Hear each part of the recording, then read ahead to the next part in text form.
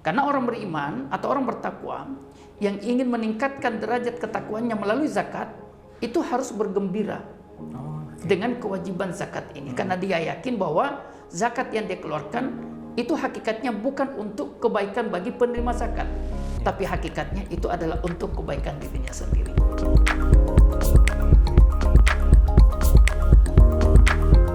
Assalamualaikum warahmatullahi wabarakatuh. Pemirsa BMH TV dimanapun Anda berada, bertemu kembali dengan saya Melki Satria, tentunya hanya di channel BMH TV, channel yang cerdas menggerakkan. Nah, karena cerdas menggerakkan, kita hari ini akan melakukan Q&A di segmen kajian mulia, tentunya bersama Ustadz Naspi Arsyad. Nah, dalam segmen Q&A kali ini kita akan bersilaturahim dengan Ustadz Naspi Arsyad. Beliau adalah anggota Dewan Pengawas Syariah dari BMH. Jadi ini kita bertanya dengan orang yang tepat ya tentang hal-hal syariah. Nah, Ustadz, kita langsung sapa saja. Assalamualaikum, Ustadz. Waalaikumsalam warahmatullahi wabarakatuh. Saya ingat kita terakhir bertemu di YouTube itu ketika segmen Q&A tentang kurban ya, Ustadz ya? Betul. Alhamdulillah. Alhamdulillah. Responnya luar biasa dan kali ini ada kesempatan silaturahim dengan Ustadz. Langsung saja kita tanya-tanya ya, Ustadz ya. Karena yang namanya lembaga zakat, tapi tidak semua orang memahami zakat, Ustaz. Jadi beberapa pertanyaan sudah kita himpun dan kita akan tanyakan dalam kesempatan kali ini. Tapi pemirsa BMH TV kalau mau bertanya juga boleh tentang zakat, infak, sedekah, wakaf, boleh bertanya di kolom komentar kita ya. Nanti mudah-mudahan bisa dijawab sama Ustadz ya. Ustadz, kita langsung saja bertanya Ustadz. Pada kesempatan kali ini ada pertanyaan yang sudah kita himpun. Nah, ini sangat dasar sekali Ustadz pertanyaannya. Beliau bertanya, apa itu zakat dan kenapa umat Islam wajib menunaikan zakat jika sudah memenuhi nisab gitu kan? Karena beliau bingung mungkin saja antara zakat, infak, sedekah ini kenapa ada nisab-nisab dan kenapa diwajibin ini Ustaz? Boleh Ustaz dikasih pencerahan Ustaz? Ya, baik. Bismillahirrahmanirrahim. Sebelum kita berbicara tentang apa itu zakat, definisi zakat, tentang nisab dan lain sebagainya, satu hal yang harus kita pahami bahwa zakat itu sebagaimana syariat-syariat lainnya adalah merupakan tawaran kebaikan dari Allah. Tawaran kebaikan. Yang kebaikan itu, tawaran kebaikan itu bukan untuk penerima zakat, tapi untuk yang mengeluarkan zakat. Oh iya, iya. Ya. Mengapa saya sebut tawaran kebaikan? Karena Allah itu sangat cinta kepada hambanya. Dan keinginan Allah untuk sang hamba mendapatkan kebaikan itu lebih besar daripada keinginan sang hamba itu sendiri. Iya. Ya. Nah, jadi kalau berbicara tentang zakat, maka di situ kita meyakini dan mendapati bahwa ada kebaikan yang ditawarkan oleh Allah saat kita menunaikan zakat itu. Ya. Allah tidak ingin menzalimi hambanya untuk kemudian dengan kewajiban mengeluarkan zakat, maka dengan kewajiban itu ada kerugian, baik kerugian material ataupun kerugian immaterial ya, yang dialami oleh sang hamba. Okay. Nah, ini yang harus kita segarkan, harus kita pahami dulu untuk kemudian kita bersemangat dalam menunaikan zakat.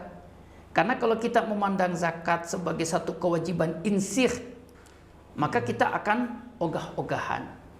Hanya sekedar menggugurkan kewajiban, hanya sekedar memenuhi atau mematuhi standar 2,5% dan kemudian tidak ada niat untuk melebih-lebihkannya. Ya. Yang penting tidak berdosa, yang penting gugur kewajiban, maka itu sudah cukup. Ini kalau kita pandang secara fikih insih.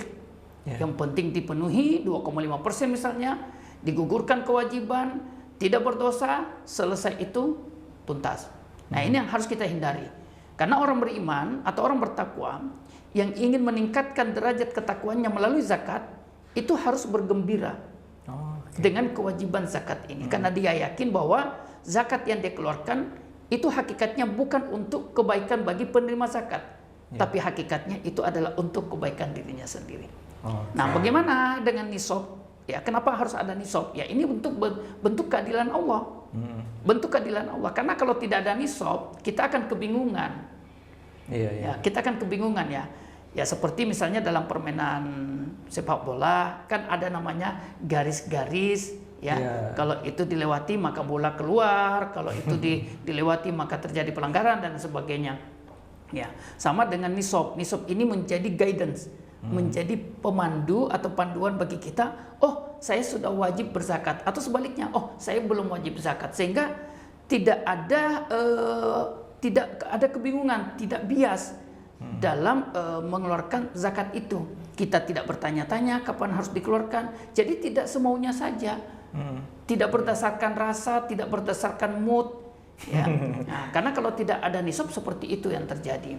Nah, sehingga inilah yang harus dipahami bahwa di balik kewajiban zakat itu ada keadilan Allah Subhanahu wa taala dengan penetapan nisab.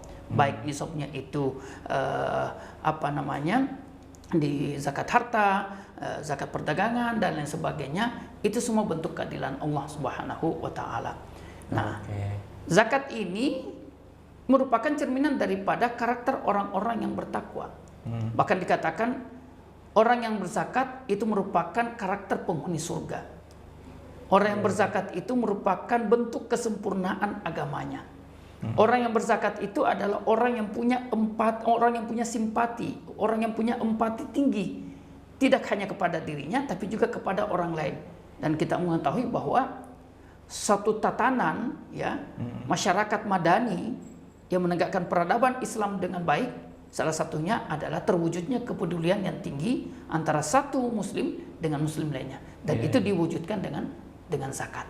Oke, jadi ini bukan hanya sebatas kewajiban saja ya Ustadz ya. Bukan sekedar menggugurkan kewajiban. Bentuk penawaran ini loh dari Allah bahwa ini ada kebaikan di sini nih gitu ya. Betul.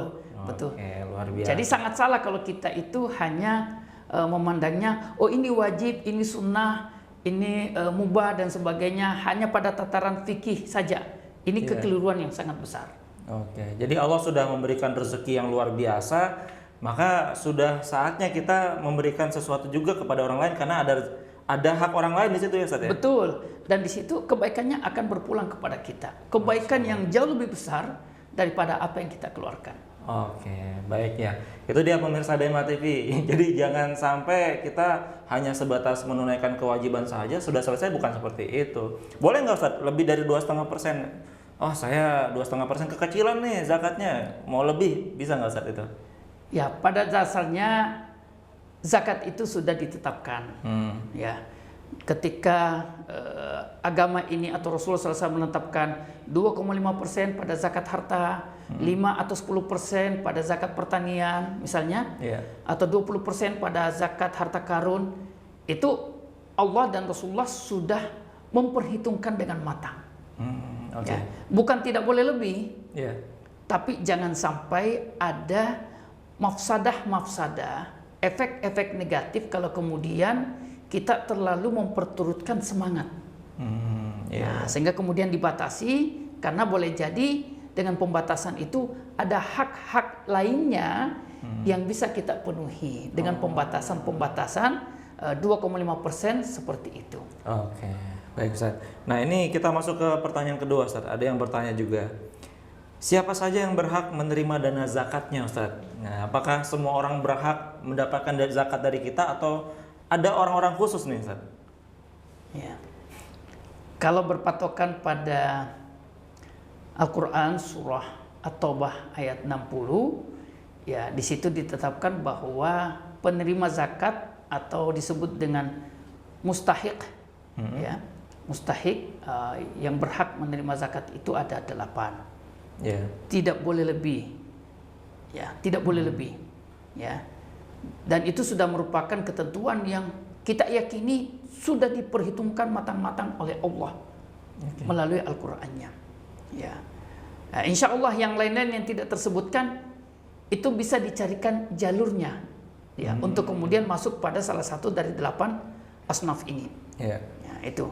Nah, jadi jangan kita menambah-nambah lalu kemudian dengan alibi bahwa terjadi dinamika masyarakat, ya, pada tataran masyarakat yang sangat dinamis, lalu kemudian kita tambahkan pada kelompok yang ke-9, itu tidak ada. Tidak boleh ditambah-tambahkan. Oke, baik. Jadi 8 asnaf tadi Ustaz ya? Ya, 8 asnaf, mulai daripada fakir, ya miskin, lalu kemudian amil, lalu kemudian orang yang berutang, lalu kemudian budak, lalu kemudian ibnu sabil yang dalam perjalanan, lalu kemudian orang yang jihad fisabilillah. Ya, itulah mereka inilah yang kemudian mendapatkan zakat ditambah dengan mu'allaf. Ya, mu'allaf. Jadi ada 8 kelompok. Tidak boleh dilebihkan. Tapi kalau ada salah satunya yang tidak ada, ya ketika pembagian zakat itu ada salah satu kelompok yang tidak ada, misalnya ibnu sabilnya tidak ada, maka jatah ibnu sabil ini boleh dialihkan kepada salah satu dari 7 kelompok penerima zakat lainnya. Oke. Ya. Yang penting masih dalam ke-8 asnaf ini ya. Dalam 8 asnaf ini. Oke, anak yatim termasuk nggak Ustaz? Karena kan banyak nih zakat untuk anak yatim gitu kan. Betul. Gimana nih Ustaz? Anak yatim tidak menerima zakat dengan keyatimannya. Oke. Ya. Karena tidak semua anak yatim itu miskin. Iya. Ada yang anak yatim warisannya banyak ya Ustaz ya? Ya, ada anak yatim warisannya banyak. Nah, dan disitulah bentuk antisipasi agama ini. Sehingga kemudian sejak jauh-jauh hari, yang memang sangat menyentuh istilah itu. Sangat menyentuh yatim piatu, sangat menyentuh, siapapun akan tersentuh dengan istilah ini. Tapi faktanya tidak semua anak yatim piatu itu miskin. Ya. Sehingga sangat bijak, penuh dengan hikmah kenapa Allah menetapkan yang menerima itu adalah fakir miskin misalnya. Oke, baik ya. Oke, luar biasa Ustaz. Nih kita masuk ke penanya ketiga nih Ustaz nih. Apakah ada batasan dana infak boleh digunakan untuk siapa saja nih Ustaz? Jadi dana infak ini ada batasan, boleh nggak sih kita infak untuk non muslim gitu Ustaz? Boleh nggak kita infak untuk membangun rumah ibadah gereja agama lain gitu? Ini ada batasan nggak Ustaz dana infak ini? Baik. Sebelum berbicara tentang pendistribusian dana infak, saya ingin menegaskan dulu bahwa bagi orang yang berinfak juga ada batasannya. Ya, setidaknya kalau kita mau berpatokan pada hadis Sa'ad bin Abi Waqqas yang diriwayatkan oleh Imam Bukhari dan Muslim, saat beliau ingin berwasiat 2/3 dari hartanya. Lalu kan Nabi mengatakan kurangi.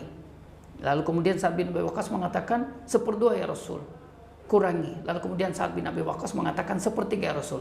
Oke, 1/3 ya.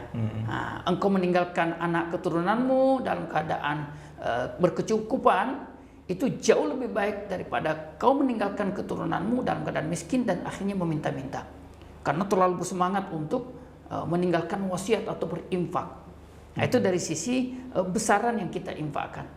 Nah, pada dimensi tasarruf atau pendistribusian dana infak, ya, ini memang lebih fleksibel dibandingkan dana zakat. Dan itulah salah satu perbedaan mendasar antara dana zakat yang terpatok pada 8 kelompok penerima dengan dana infak yang lebih luas cakupan pendistribusiannya. Apakah boleh untuk non-muslim? Ya, itu boleh saja. Kalau memang dengan memberikan kepada non-muslim itu tidak menimbulkan mudarat. Apa dasarnya? Dasarnya adalah Nabi SAW. Nabi biasa memberikan sesuatu kepada orang Yahudi yang diyakini tidak memberikan mudarat atau tidak berbahaya bagi Islam dan umat Islam. Bahkan zakat itu pun dalam salah satu pendapat, zakat itu boleh diberikan kepada non-muslim yang diyakini akan cenderung kepada Islam. Akan lebih kuat keinginannya untuk masuk kepada Islam. Zakat saja bisa, apalagi infak yang lebih fleksibel, lebih terbuka pendistribusian dananya. Oke. Baik ya. Tapi kalau untuk seperti membangun rumah ibadah orang lain itu gimana Ustaz? Kalau rumah ibadah itu tidak boleh karena yang dicontohkan Nabi adalah permasalahan-permasalahan muamalah. Kalau sudah masalah ibadah lakum dinukum waliyadin. Oke, baik. Ya Ustadz, terima kasih banyak Ustadz. Ini sudah meluangkan waktunya, Masya Allah. Kita mendapatkan insight baru ya untuk kita semua. Nah, pemirsa BMH TV juga kalau punya pertanyaan seputar Ziswaf atau kehidupan, ada yang mau curhat juga boleh Ustadz ya? Insya Allah. Kita akan silaturahim lagi dengan Ustadz. Dan juga mudah-mudahan ada kesempatan untuk menjawab pertanyaan-pertanyaan dari sahabat pemirsa BMH TV yang lainnya. Oke, baik pemirsa BMH TV, kita akan bertemu kembali di next episode tentunya bersama Ustadz Naspi juga di sini. Dan jangan lupa bagi sahabat yang belum subscribe channel ini, silahkan di subscribe. Dan jika dirasa ini bermanfaat nih obrolan kita, boleh dong di share ya ke grupnya, ke sosial media. Mudah-mudahan dengan di-share ini jadi amal jariah juga untuk kita semua ya. Oke, kalau begitu saya Melki Satria dan juga Ustadz Naspi pamit undur diri. Sampai jumpa di episode berikutnya. Wabillahi taufik wal hidayah. Wassalamualaikum warahmatullahi wabarakatuh. Waalaikumsalam warahmatullahi wabarakatuh.